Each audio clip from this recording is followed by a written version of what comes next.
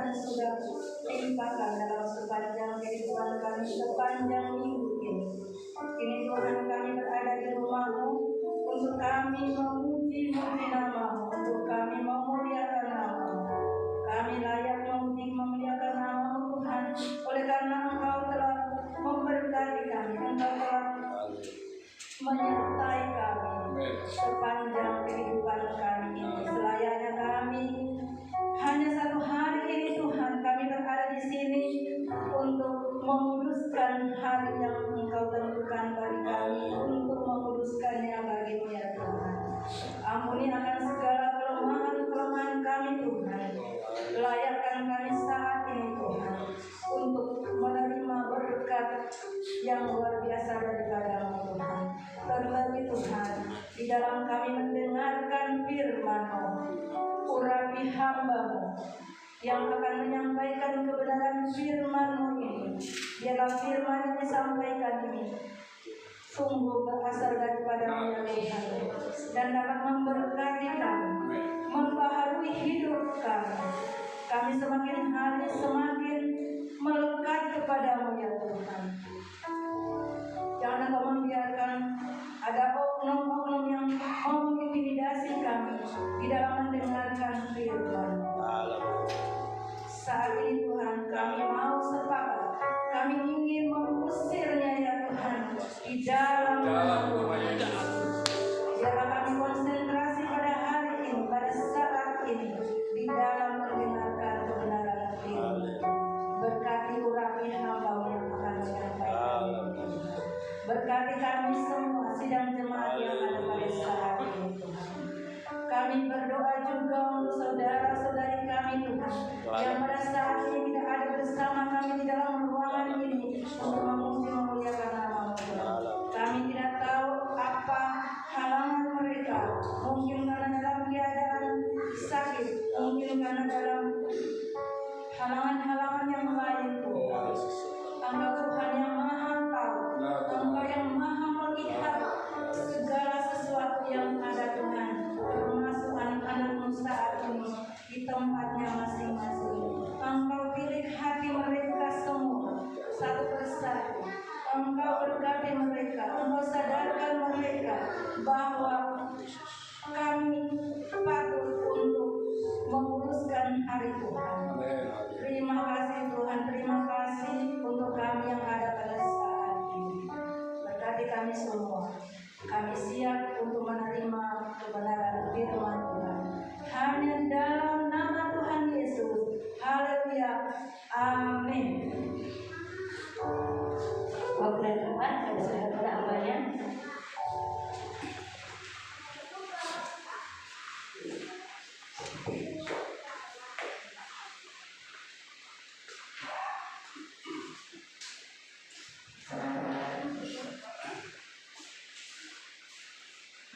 Baik saudara, shalom. Shalom. Shalom. Shalom. Apa kabar? Luar biasa. Luar biasa.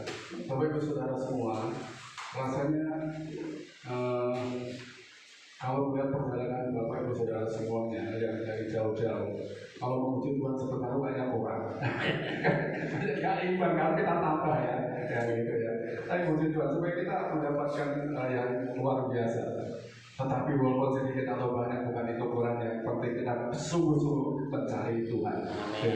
Kalau kita bilang mencari Tuhan ya, jangan dibilang Tuhan itu nggak ada ya. Oh, apa di sini nggak ada Tuhan? Tidak seperti itu.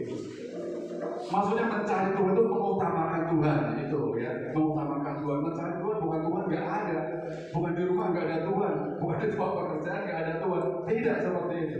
Mari kita mencari Tuhan, maksudnya adalah mari kita mengutamakan Tuhan itu, ya saudara. Nah, hari ini saudara, saya masih bicara tentang seputar ini, tindakan iman, ya, tindakan iman. Saya ambil dari kisah Musa, ya. Saya ambil dari kisah Musa. Cerita Musa ini sangat panjang sekali, saudara. Kalau kita saya ceritakan ini bisa berjam-jam, bahkan bisa berhari-hari pun nggak selesai. Itu sebabnya saya mau ambil kulit-kulitnya saja, saudara. Ya, saya ambil kulit-kulitnya saja. bukan berarti kulit tidak berguna, tapi di kulit mau sampaikan. Karena kalau saya ceritakan semuanya tentang Musa ini tidak akan selesai. Cukup panjang. Terutama dalam Ibrani pasal 11 ya, pasal 11 ayat 24 sampai dengan 29. Nah, dari situ nanti kita akan belajar. Ya, Bapak Ibu Saudara-saudara dikasih oleh Tuhan. Sebelum kita masuk apa yang dialami oleh Musa dan tindakan iman Musa, mari kita lihat latar belakang Musa. Ada yang tahu siapa orang tua Musa? Selama ini pernahkah kita berpikir siapa orang tua Musa? Yitro mertuanya, orang tuanya juga betul. Ya, itu namanya adalah ini saudara ya, untuk orang tuanya Amram dan Yokebed. Iya, Amram dan Yokebed itu orang tua Musa. Ini saudara kita untuk saya menyampaikan saja, Bapak Saudara mengetahui. Kalau saudara-saudaranya mungkin Bapak Ibu Saudara sudah sering mendengar. Ya, siapa saudaranya? Satu, Harun, ya. Harun itu ya. Satu Harun. Harun ini kakak dia yang pertama. Ya. Harun ini kemudian hari akan membantu Musa, akan menolong Musa. Dia akan menjadi jubir. Tahu jubir? Jubir bicara. Kalau sekarang ini kan banyak jubir-jubir ya, jubir para paslon dan sebagainya. Nah, jubirnya daripada Musa itu adalah Harun. Dan nanti saudara, ketika bangsa Israel sudah bebas, Harun itu menjadi imam besar. Ya, bahkan seluruh keturunannya itu nanti Harun akan menjadi nenek moyang keluarga imam besar Harun. Nanti akan ada kepercayaan di mana Harun dipercaya untuk mengelola, ya, untuk mengurusi tentang ibadah di bait suci. Kemudian saudara yang kedua siapa? Miriam, betul ya, Miriam. Ini kalau saudara sepupu kita, saudara ini sering salah. Ada yang mengatakan bahwa Yesus lahir dari katanya dari Miriam. Ya, ada berkata seperti itu. Bayangkan kalau Miriam itu melahirkan Yesus, itu berarti 1500 sebelum Yesus lahir. Nah, ini saudara sepupu kita bilang seperti itu. Nah, ini kan tidak demikian. Gara-gara Miriam mereka menyebut nama Maryam. Saudara sepupu kita juga sering bilang seperti itu. Nah, tapi saudara semua jalan Tuhan, kita tahu sekarang Miriam itu siapa? Miriam adalah itu adiknya Harun, kakaknya Musa. Ini saudara yang diberkati oleh Tuhan. Jadi adalah nabi perempuan pertama di Israel. Dia ini ahli musik, dia ini ahli menyanyi. Dia ini akhirnya nanti saudara, dia dipercaya, dia juga pandai menari, dan dia dipercaya untuk memimpin perempuan-perempuan Israel, wanita-wanita Israel untuk memuji Tuhan. Luar biasa ya, kalau ada orang tua yang punya anak demikian, dari Harun, kemudian Miriam, kemudian Musa. Karena Musa ini berikutnya kita tahu dia menjadi pemimpin terbesar bangsa Israel, pemimpin terbesar. Nah, kalau orang tua seperti Amram dan Yokebed punya anak seperti itu, betapa luar biasa. Saudara semua dikasih oleh Tuhan. Sekarang saya mau lanjutkan di dalam Musa di masa kecilnya. Musa masa kecil. Saya sengaja kasih umur antara tahun 25 sampai 40 tahun. Ya, 0,25 ini berapa? Dari 1 tahun. 3 bulan. 3 bulan. Karena kan seperempat dari 12 bulan kan dianggap 0,25 ya. Angka desimalnya demikian. Jadi 0,25 tahun sampai 40 tahun. Kita lihat saudara. Pada waktu itu dalam kisah para rasul ya, Bapak Ibu Saudara, kisah para rasul. Nah, di sini kisah para rasul pasal 7 ayat 19 sampai dengan 22. Di situ diceritakan saudara. Kedatangan orang Israel di Mesir itu kan hanya 75 orang saja. Tapi makin hari makin bertambah. Rupanya orang Israel nggak mau kafir. Ya, begitu dia sampai di Mesir, bertambah banyak sampai ribuan bahkan sampai jutaan. Kewalahan ini, Firaun kewalahan. Bagaimana nanti kalau semakin hari semakin banyak, ini bisa menguasai Mesir? Itu sebabnya raja itu mempergunakan tipu dayanya, mempergunakan caranya supaya bangsa Mesir itu tidak teraniaya. atau tidak merasa disingkirkan. Jadi kalau mungkin orang sekarang pun masyarakat adat, orang adat tersingkir mungkin seperti itu. Nah, ini takut ini Firaun juga demikian. Itu sebabnya dia menyuruh setiap bayi mereka supaya dibunuh. Itu kalau laki-laki, kalau perempuan nggak apa-apa lah hidup. Ya kalau perempuan ada, laki-laki nggak ada, juga nggak bisa berkembang juga. Jadi yang laki-laki dibunuh saja. Ya, yang umur 4 tahun bawah habiskan saja. Nah, begitu ya saudara, semua dikasih itu. Dan untuk Musa, saudara, dalam usia 0 sampai 3 bulan itu dipelihara sendiri, dirawat sendiri oleh orang tuanya. Tapi lama-lama kan juga menjadi pikiran. Itu sebabnya akhirnya Musa dilarutkan di sungai, dan pada saat daripada putri Firaun itu bersama dayang-dayang mandi ke sungai ketemu bayi Musa ini. Nah ini saudara ya. Jadi di dalam Kisah Para Rasul pasal 7 ayat 19 sampai dengan 22, Musa lahir umur 3 bulan dibuang ke sungai. Dibuang bukan nggak suka ya, bukan dibuang, maksudnya itu ada diselamatkan, sebenarnya ada demikian. Kalau dibuang berarti kan nggak dipakai kayak sampah, kan tidak seperti itu. Nah, kemudian diambil, dipungut menjadi anak angkat daripada putri Firaun, akhirnya diadopsi. Ya, diadopsi. Akhirnya apa yang terjadi saudara? Ya.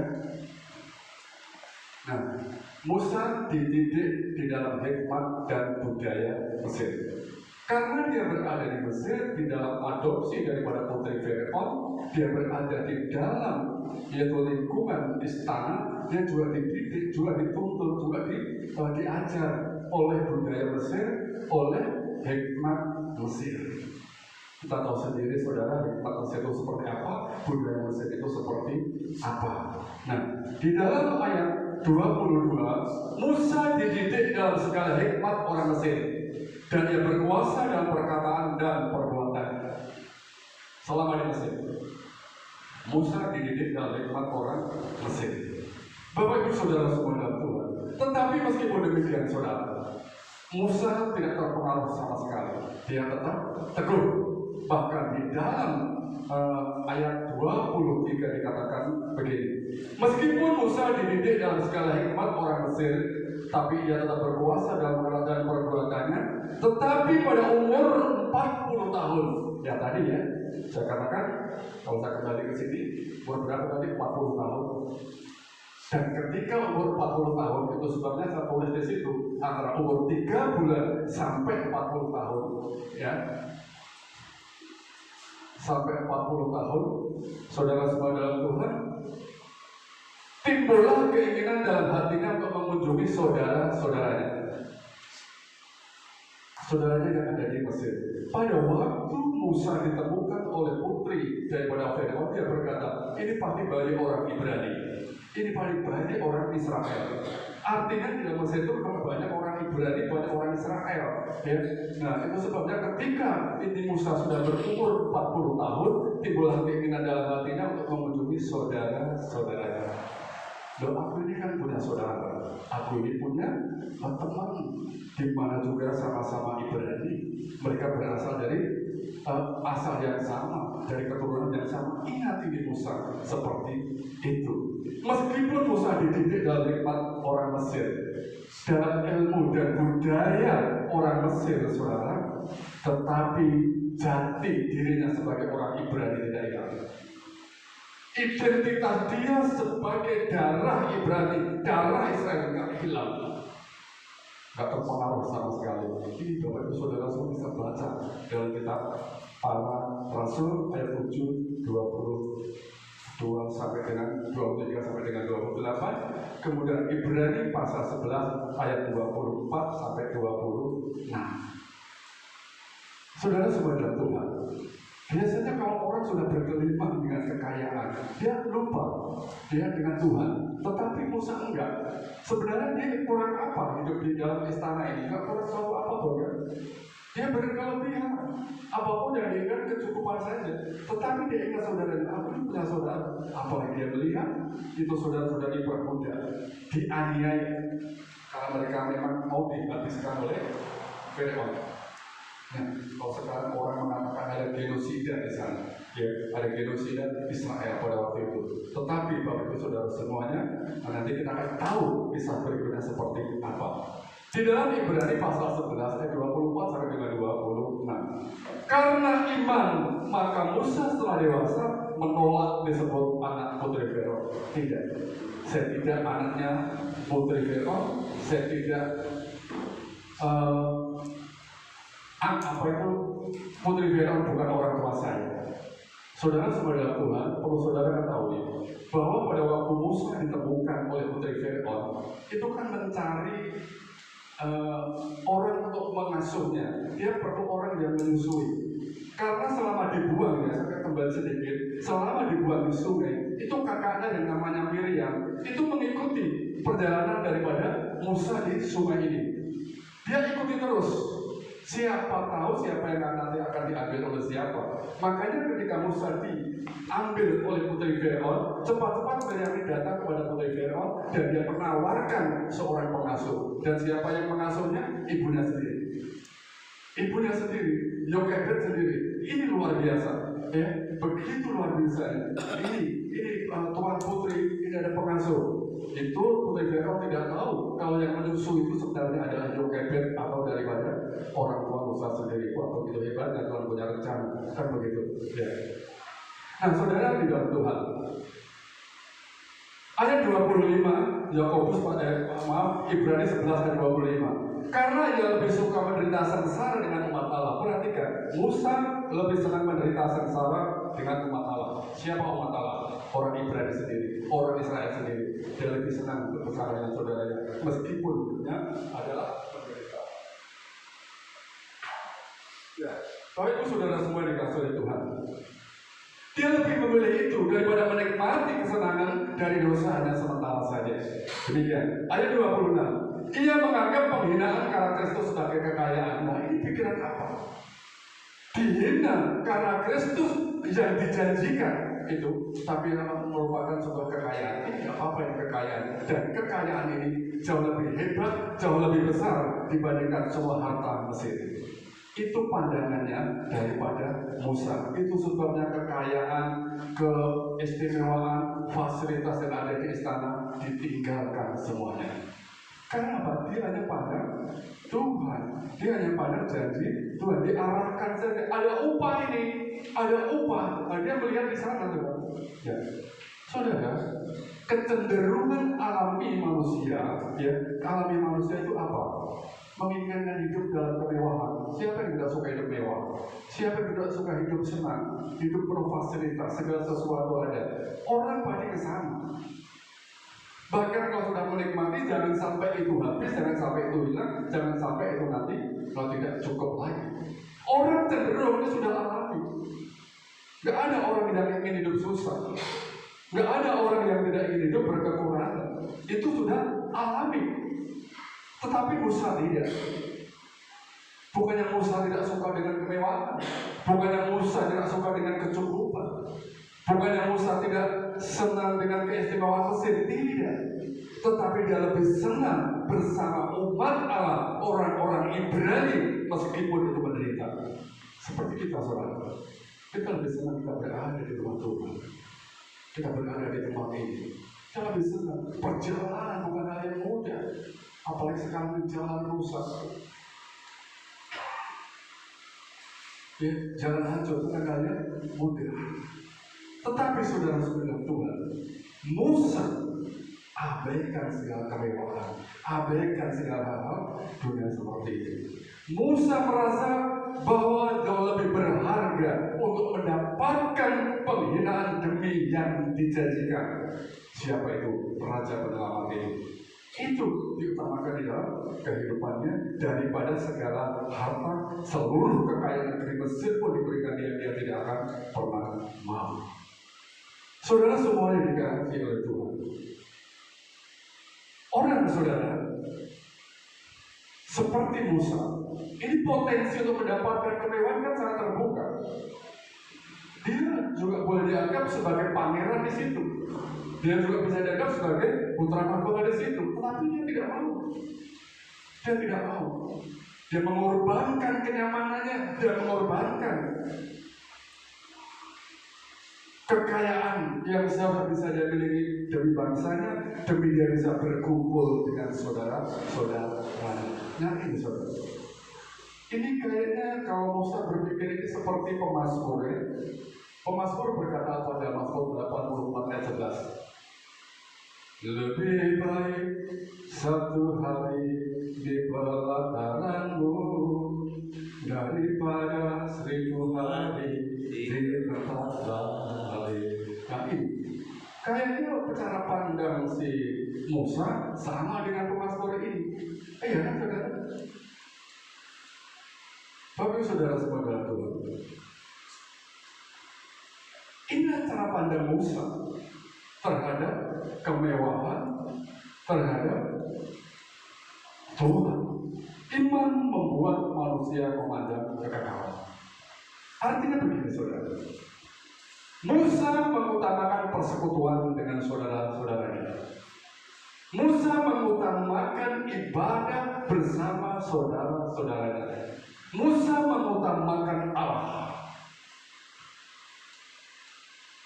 Ini yang disebut tadi mencari Allah, ya, mencari Allah. Bukan Allah tidak ada, tetapi dia lebih baik dia mencari Allah bersama saudara-saudaranya daripada dia 1000 hari di tempat lain. Bapak Ibu Saudara sebagai kasih oleh Tuhan, bukan Musa tidak perlu harta itu, bukan perlu daripada untuk sesuatu yang perlu dimakan, tidak. Tetapi dia tahu kapan dia harus mengutamakan Tuhan, kapan dia harus mencari Tuhan, dan kapan dia harus bersekutu dengan saudara-saudara yang orang-orang Ibrani pada waktu itu. Saudara semua dalam Tuhan, ya, ada lagi pujian kan? Daripada di kemah orang fasik, apa itu lagunya? Daripada hati kita kira mendengar seruan mari, begitu kan? Nah, saudara yang berkata Tuhan dan seterusnya. Nah iman ini saudara, iman itu membawa manusia itu akan memandang kekekalan. Makanya ada dikatakan dalam kitab Ibrani ya, karena iman.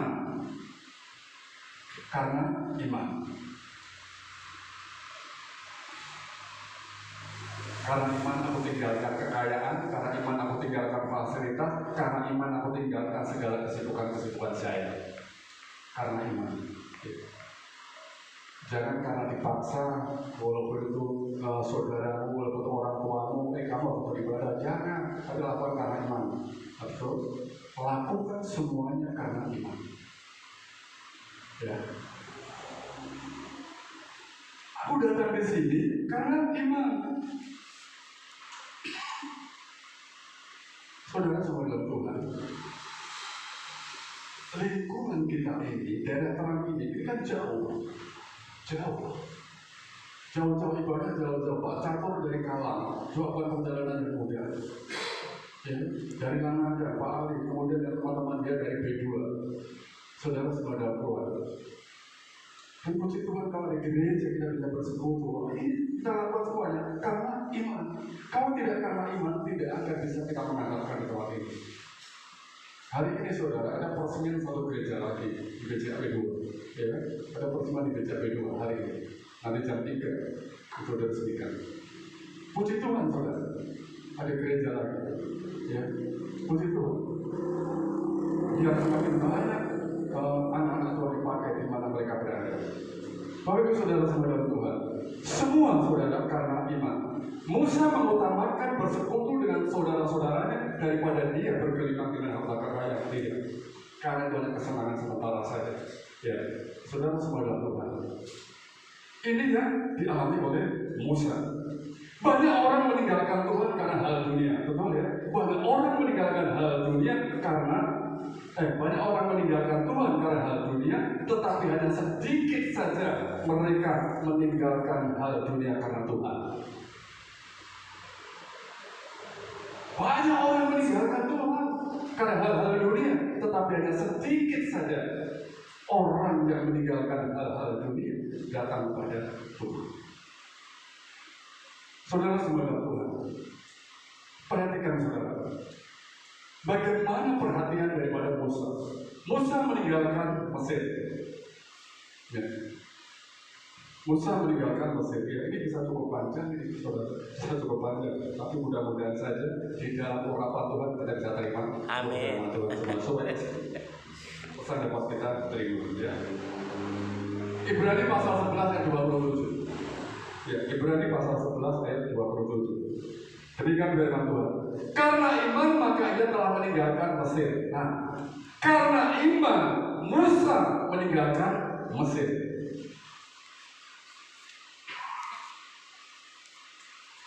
Bukan karena di sana ada sesuatu, enggak.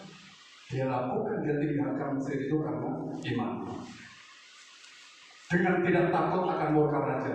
Walaupun dia sudah dipelihara, dirawat, dijaga selama 40 tahun, dia pergi. Ya, untuk meninggalkan Mesir. Dia bertahan sama seperti yang melihat apa yang tidak kelihatan. Ini tadi, iman Musa itu melihat ada upah di sana ketika dia mengutamakan Tuhan. Bapak saudara semua dalam Tuhan, semua yang dilakukan Musa ini berdasarkan iman, percaya dia kepada Tuhan. Yang saya mau sampaikan saudara, hindari didikan cara-cara Mesir. Didikan Mesir, budaya Mesir itu buang. Dan kalau kita menerima didikan Mesir, jangan terima. Kalau tidak sesuai dengan firman Tuhan, itu tolak saja. Tolak saja. Bapak Ibu Saudara-saudara Tuhan, Musa tinggalkan Mesir dan hidup sebagai pendatang di tanah Midian. Dia tinggal di tanah Midian. Di situ dia memperanakkan 2 orang anak laki-laki. Karena nanti akhirnya dia di Midian ini dia ketemu dengan Zipora yang akhirnya menjadi istrinya. Dan dia punya 2 anak yang namanya Gersom dan juga Eliezer. Nah, Bapak Ibu Saudara semua dikasih Tuhan, saya mau tanya saudara, di dalam kehidupan Musa, ya kita sedikit hiburan, di dalam kehidupan Musa, berapa lama sesungguhnya Musa itu hidup di padang pasir? 40 tahun. Berapa? 40. Berapa lama saudara? Ya, 400. ada yang bilang 40 tahun. 400. Di dalam kehidupan Musa, berapa lama sesungguhnya Musa hidup di padang gurun? Yang kedua, Musa menerima panggilan Tuhan untuk membebaskan orang Israel dari Mesir. Itu di mana? Aku terima panggilan Tuhan ini. Aku diutus oleh Tuhan ini. Dan pada waktu dia terima itu di mana? Di Mesir. Di Nah, tanah mana ya? Padang gurun. Bapak Ibu Saudara-saudara dalam Tuhan, Musa sesungguhnya tinggal di padang gurun selama 80 tahun. 80 tahun. 40 tahun pertama ketika dia lari atau meninggalkan Mesir, itu 40 tahun pertama dia tinggalkan Mesir. Nah, kemudian saudara, 40 tahun yang kedua ketika dia bersama-sama dengan bangsa Israel keluar dari Mesir. Jadi berapa? 80 tahun. Nah ini saudara, asik kita mengikuti cerita Musa ini, banyak pesan di sana. Ya, saya tahu banyak sudah cerita tentang Musa ini, bapak saudara semuanya tahu. Tapi pesannya sudah dapat atau belum kita? Nah, saudara semua dikasih Tuhan. Ada di atas Ibrani pasal 11 ya, Ibrani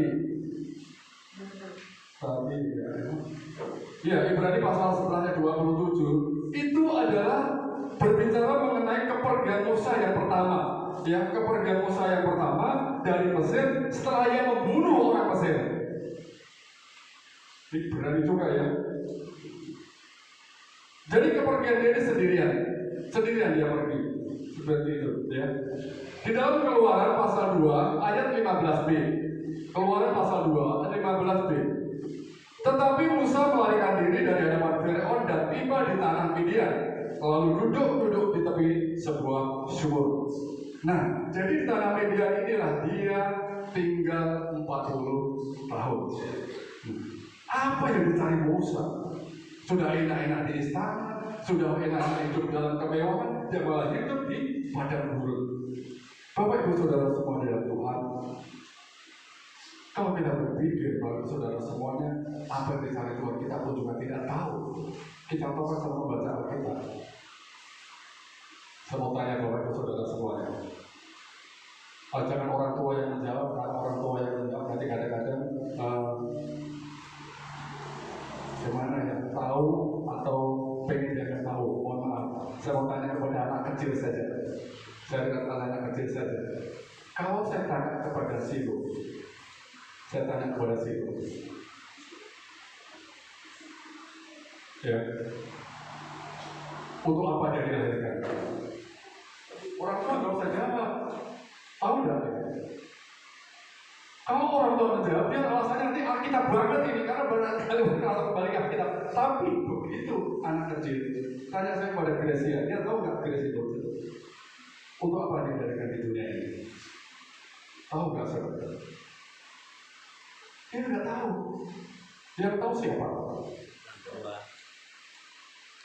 Yang tahu yang menciptakan. Iya. Musa juga demikian kalau kita berpikir, tidak tahu. Anaknya bapak pun nggak tahu kalau saya tanya. Tapi kalau tanya orang tua, karena dia tahu Alkitab, ini Pak, wah ini kadang so tahu mereka. Padahal kalau dia waktu bayi nggak tahu, termasuk saya, saudara. Tidak tahu. Yang tahu yang menciptakan. Saya mau tanya, pulpen itu untuk apa? Menulis.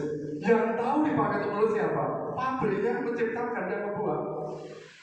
Pulpen tidak pernah tahu dia dipakai untuk apa. Tidak pernah tahu. Ya, nggak pernah tahu. Tetapi saudara, yang tahu hanya yang membuat saja.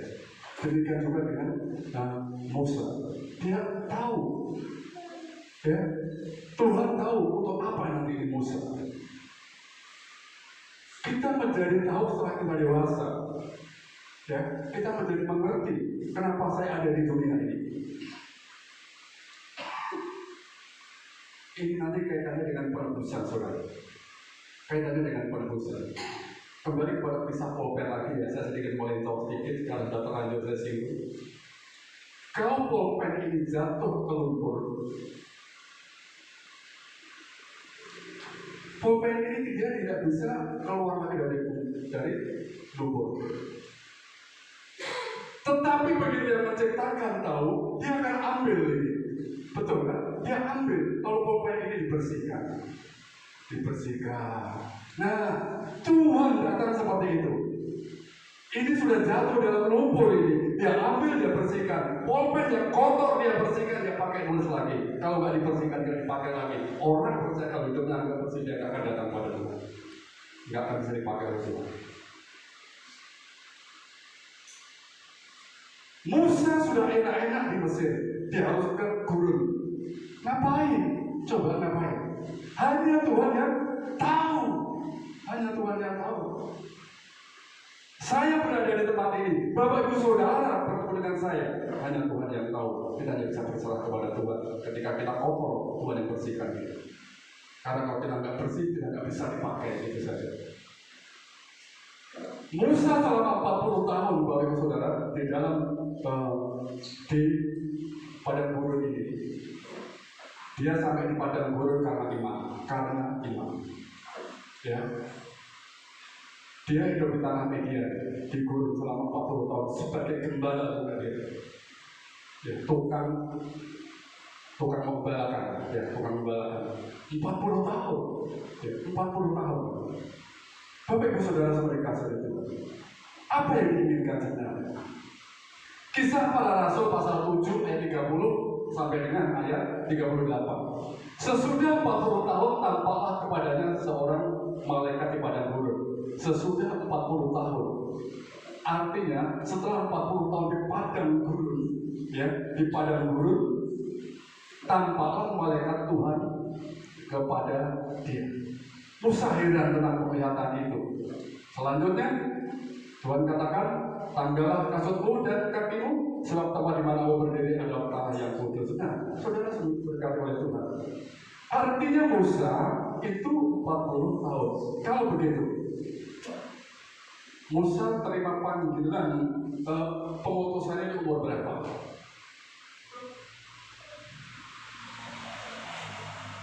Berapa saudara? 80 kan? 40 tahun di Mesir, 40 tahun di media. Karena di sini dikatakan sesudah 40 tahun, artinya 80 tahun kemudian. Luar biasa. Umur 80. Saudara sebagai kasih Tuhan, rupanya Tuhan itu membawa Musa kepada guru saudara adalah untuk membentuk kehidupan Musa. Musa dibentuk di padang gurun, Musa dipanggil di padang, digembleng, dipersiapkan supaya bisa memimpin bangsanya keluar dari Mesir. Kemudian masuk ke tanah perjanjian. Karena bukan orang sedikit yang akan dibawa di 2 juta, bukan hal yang mudah. Itu sebabnya kalau kita cerita lagi dalam Alkitab itu nanti dia minta bantuan orang tuanya Jitro supaya dia bisa membantu, memberikan nasihat, memberikan cara bagaimana memimpin orang sebanyak itu. Saudara semua dalam Tuhan, inilah yang dialami oleh Musa. Jadi kalau hari ini kita mengalami sesuatu, mungkin kita berada di padang gurun, ya. Jangan pernah tinggalkan Tuhan. Ya. Jangan pernah tinggalkan Tuhan. Ya. Di kebagian saya pertama ya, jangan pernah tinggalkan Tuhan. Dengarkan suara Tuhan. Jangan dengarkan suara hatimu, saya katakan. Jangan dengarkan suara hatimu. Tuhan tidak pernah berkata demikian. Ada nggak Tuhan berkata seperti itu? Dengarkan suara hatimu. Orang cenderung dengarkan suara hati. Oh, suara hatiku mengatakan seperti ini. Tuhan nggak pernah berkata. Betul? Nggak pernah berkata. Tapi Tuhan apa? Dengarkan perkataanku. Amin. Dengarkan suara Tuhan. Orang mau berkata seperti itu. Hati kita mungkin mengatakan seperti ini. Saudara semua dalam Tuhan. Pak, ini hatiku suara Roh Kudus. Aku mengatakan seperti ini. Siapa yang tahu? Saya pun juga bisa bilang, saya suara Roh Kudus. Ada seseorang datang ke rumah seseorang bertamu. Pak, saya misalnya bertamu ke tempat Pak Ali. Pak Ali, saya ke tempat Bapak karena saya diarahkan oleh Roh Kudus. Di mana Roh Kudus berbicara kepada saya bahwa saya mengambil uang 10 juta dari Bapak. Seperti Roh Kudus ya. Nah, kemudian Pak Ali juga bilang, oh iya Pak Mardi. Oh baik Pak, benar Pak, tadi malam saya juga mendengar suara Roh Kudus. Oh iya, puji Tuhan, kita sama-sama. Apa kata Roh Kudus Pak? Roh Kudus bilang, Pak, nanti kalau Pak Mardi datang ke sini, jangan kasih uang 10 juta. Saudara semua dalam Tuhan, ini Roh Kudus bertekar kan? Nah, kan bertekar. Jadi kita nggak tahu, saudara. Tidak tahu, makanya dengarkan suara Tuhan. Bukan suara hatimu. Tuhan nggak pernah berkata suara hatimu. Tapi dengarkan suara Tuhan. Jangan berdalih dengan Roh Kudus. Jangan berdalih suara Roh Kudus. Tapi kita prinsip kita karena iman dan suara Tuhan.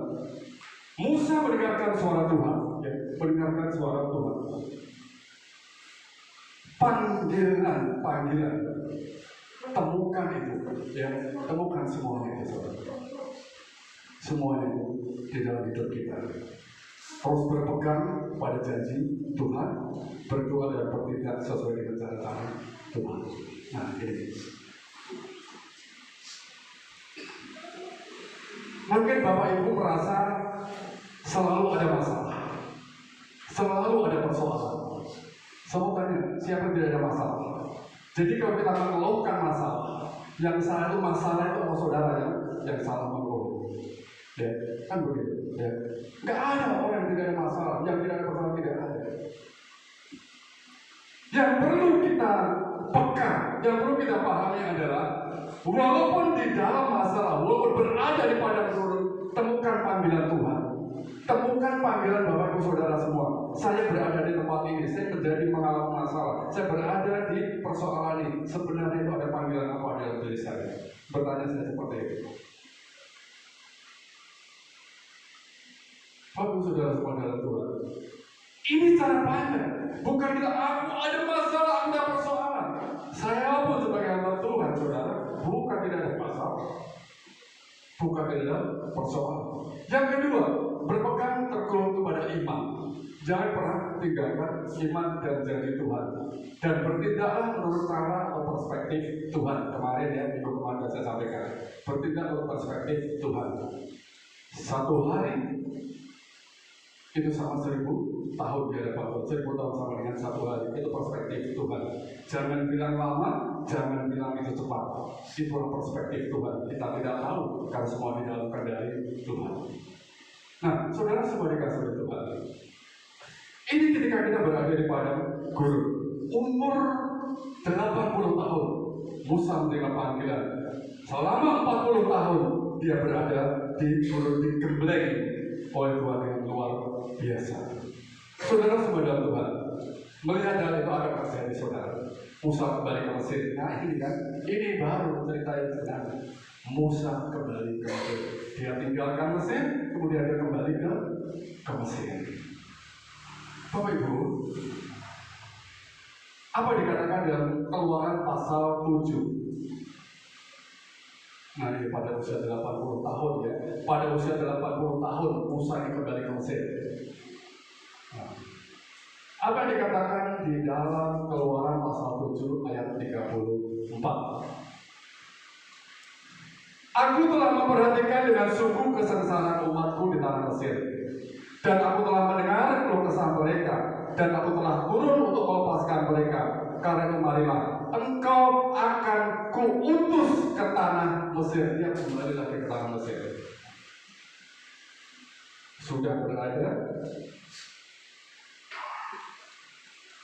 Sudah berada di media, dia dipanggil lagi kembali ke Mesir.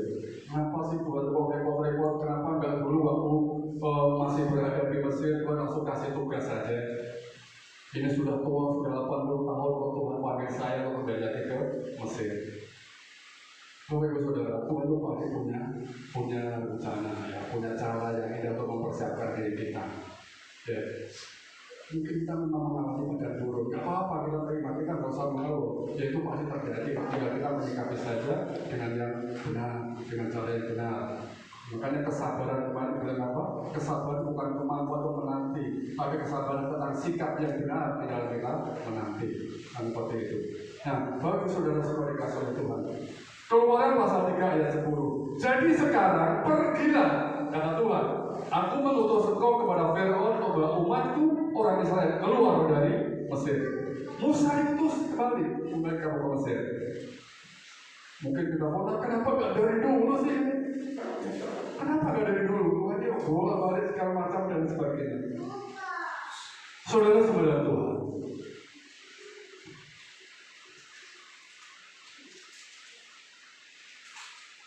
Tuhan bukan tidak tahu kalau akhirnya Musa itu mengeluarkan atau memimpin orang Israel. Saudara semua Tuhan. Setelah menerima panggilan Tuhan untuk menjalankan misi bangsa Israel keluar dari Mesir menuju Kanaan, Musa tetap taat di dalam iman. Dia tetap taat.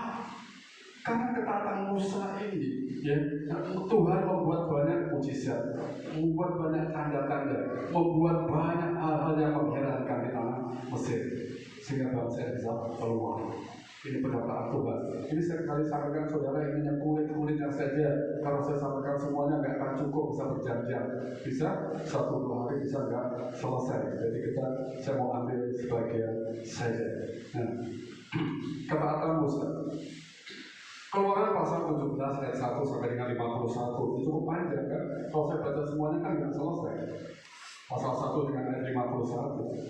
Nah, ketaatan Musa ini berbicara tentang apa yang harus dilakukan Musa ketika dia harus mengeluarkan atau memimpin bangsa Israel ke luar. Saya mau ambil salah satu saja untuk saudara semua dengan Tuhan. Kemudian dari darahnya, ya. Keluaran pasal 12. Kemudian dari darahnya haruslah engkau ambil sedikit dan dibubukkan pada kedua tiang pintu dan pada ambang atas pada rumah-rumah di mana orang memakannya. Jadi sembelih, potong domba itu, kemudian ada darahnya, oleskan di pintu. Kemudian dikatakan di sana, kalau dalam Ibrani ya, karena iman maka ia mengadakan Paskah dan pembersihan darah supaya pembinasa orang anak-anak sulung jangan menyentuh mereka. Dan Musa lakukan dengan baik, saudara. Musa lakukan dengan baik itu semuanya, tanpa cacat celah sama sekali. Nah, ini ketaatan yang Musa lakukan. Melakukan perintah Tuhan, pemercikan darah tapi itu diolesi saja semuanya. Karena dia akan datang Tuhan, yang ada darahnya itu akan dilepaskan, tidak akan kena. Dan selanjutnya apa yang terjadi, saudara? Nah, ini mengadakan Paskah dan pemercikan darah. Selanjutnya Musa di Laut Merah atau di Laut Teberau. Karena iman maka mereka telah melintasi Laut Merah sama seperti melintasi tanah kering. Sedangkan orang-orang Mesir tenggelam ketika mereka mencobanya juga. Bapak Ibu Saudara semua yang diberkati oleh Tuhan, semua dilakukan karena iman. Semua dikerjakan karena iman. Ini pertunjukan yang sangat spektakuler. Ya, sangat luar biasa. Berjalan di tengah laut seperti melewati tanah kering saja. Tapi untuk orang Israel sendiri, apa yang terjadi di sana? Mereka semuanya tenggelam. Mereka semuanya tenggelam. Dan ini yang terjadi untuk orang-orang Mesir. Keluaran 14 ayat 30, mayat-mayat orang Mesir terdampar di pantai Laut Merah atau Laut Teberau. Semuanya bergelimpangan di sana. Tapi Musa bersama seluruh orang Ibrani orang yang keluar dari Mesir. Ini perkataan Tuhan berkata di baca kata. Selanjutnya saudara, semuanya adalah karena iman. Musa menolak hikmat, menolak didikan, menolak ajaran yang datangnya seperti ajaran-ajaran Mesir dia tolak. Ya. Karena iman, Musa menolak hikmat Mesir. Kemudian berikutnya, karena iman, Musa lebih memilih kekekalan dan meninggalkan keduniawian. Dia lebih baik tinggalkan itu keduniawian dia pilih kepada Tuhan. Ya, ini semuanya ayatnya ada. Ya. Dia memilih kekekalan daripada keduniawian. Kemudian berikutnya, karena iman Musa hidup dalam ketaatan. Ya, karena iman Musa hidup dalam ketaatan. Kita hidup dalam ketaatan karena ini, bukan karena takut kepada orang tua, bukan takut kepada istri, takut kepada suami, atau takut kepada siapa-siapa. Kita takut karena kita takut kepada Tuhan. Ibrani 11 ayat 28. Kemudian karena iman menganulir kemustahilan. Maksudnya begini saudara, jika tidak karena iman, bagaimana mungkin laut yang begitu luas bisa diseberangi oleh Musa bersama orang Israel? Itu mustahil. Tapi karena iman itu menghancurkan kemustahilan. Itu adalah menolak kemustahilan. Itu semua terjadi karena iman. Ini yang dialami oleh Musa, yang terjadi kepada Musa. Bapak saudara-saudara Tuhan, inilah kesimpulan yang mau saya sampaikan. Saudara, berpeganglah terus kepada iman. Gunakan iman untuk melakukan sesuatu. Iman adalah dasar dari segala sesuatu yang kita harapkan. Ya. Pegang iman, jangan pernah berhenti, ya, jangan pernah stop, ya, halangan apapun karena kita iman kita kepada Yesus, pegang itu, ya, jangan pernah berhenti. Tuhan memimpin perjalanan kita ketika kita berada di dalam perjalanan iman kita, seperti yang dilakukan oleh Musa, seperti yang dialami oleh Musa. Karena iman tidak ada yang mustahil. Jadi kalau kita berpikirkan yang mustahil ini Bapak, kayak mustahil Bapak saya untuk melakukan ini, untuk melakukan itu, jangan pernah seperti itu. Tidak punya Tuhan yang besar, tidak punya Tuhan yang hebat. Dia tidak pernah tidak ada bersama dengan kita, dia selalu ada bersama dengan kita. Nah ini saudara, kesuksesan dimulai dari tindakan iman. Kesuksesan dimulai dari tindakan iman. Kalau nggak ada tindakan, ya iman itu juga mati. Ya itu sebabnya tindakan iman ini lakukan. Kembali kalau contoh kepada Abraham, saudara. Abraham menunggu 25 tahun. Umur 75 tahun dia terima janji Tuhan. Pertanyaan saya, apa yang dilakukan Abraham selama 25 tahun? Kan dia terima, dia umur 75 tahun, kemudian umur 100 tahun dia punya. Pertanyaan saya, apa yang dilakukan oleh Abraham? Pernahkah kita berpikir seperti itu? Apa yang dilakukan oleh Abraham? Dia mungkin begitu terima janji Tuhan, ini Tuhan kasih janji kepada saya, kepada mama ini, kita janji seperti ini. Bagaimana ini, saudara? Apa yang dilakukan oleh Abraham? Pasti melakukan sesuatu. Ya. Apakah Abraham lalu pergi? Oh, yang penting ada janji Tuhan di sana, nggak perlu melakukan sesuatu. Ada sesuatu yang dia lakukan. Ya, ada. Ya, ambil gambarnya, pastilah Abraham ini mengambil daripada Sarah. Gitu. Ya kalau enggak akan terjadi. Coba yang terjadi kalau Abraham tiap malam dia main saja, tiap hari main saja sama Daud atau itu nggak akan terjadi. Ada suatu tindakan, karena iman itu aku melakukan tindakan seperti ini. Ya. Karena saya punya iman, saya melakukan. Kalau saya tidak punya iman, nggak mungkin saya melakukan. Jadi ada tindakan iman di sini. Jangan berharap akan panen jagung dalam 3 bulan ke depan. Kalau hari ini kita nggak panen, nggak tanam biji jagung. Jangan harap 3 bulan ke depan kita akan memetik padi kalau hari ini kita nggak tanam padi. Artinya apa? Pengharapan itu karena kita ada tindakan. Ya, kalau kita melakukan sesuatu. Kalau kita diam saja, itu pengharapan. Maaf, itu orang-orang yang kurang sehat. Iman pasti ada tindakan. Dan Tuhan merespon itu kemudian terjadi. Jadi sebabnya iman tanpa perbuatan tidak ada gunanya. Iman tanpa perbuatan adalah mati. Hari ini sudah banyak dari catatan iman, saudara, dan saya harap kita tidak pernah putus. Karena iman ini yang akan ketika Tuhan datang, dia akan tanya, imanmu masih ada atau tidak? Ya, saudara pemain musik untuk maju ke depan. Bapak saudara semua dalam Tuhan. Inilah yang perlu kita kerjakan. Ya. Yang perlu kita lakukan. Nah, selesai semua. Hanya sedikit saja. Padahal kalau saya ceritakan semuanya banyak, nggak akan selesai. Sudah hampir 1 jam saya sampaikan. Tetapi ada banyak pesan-pesan Musa yang kita terima. Mari kita renungkan firman Tuhan ini kalau sudah sebagai hasil Tuhan. Coba kita naikkan pujian tadi, yaitu Yesus kau pegang erat tanganku, atau hidup karena anugerahmu. Dari refnya ya, dari refnya.